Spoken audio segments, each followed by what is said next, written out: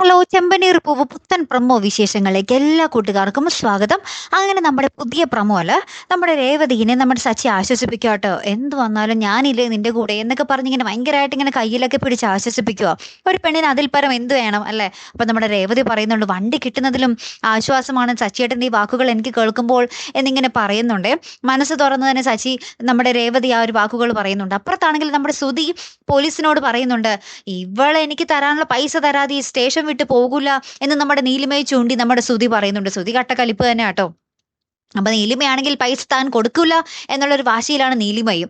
അപ്പുറത്ത് നമ്മുടെ ഈ എസ് ഐ ആണെങ്കിൽ ഇവരുടെ ആ കാര്യം ചർച്ച ചെയ്യാൻ വേണ്ടി ഇങ്ങനെ ടൈം ഇങ്ങനെ പോയിക്കൊണ്ടിരിക്കുമല്ലോ. അപ്പൊ എസ് ഐ കാത്ത് നമ്മുടെ സച്ചിൻ രേവതി ഒരു പരുവായി. ലാസ്റ്റ് നമ്മുടെ രേവതി തളർന്ന് നമ്മുടെ സച്ചിയുടെ തോളത്ത് കിടക്കുന്ന ഒരു രംഗത്തിലാട്ടോ കൂട്ടുകാരെ പ്രമോ അവസാനിക്കുന്നത്. പിന്നെ എന്തൊക്കെയായിരിക്കും സംഭവിക്കാൻ പോകുന്നത്?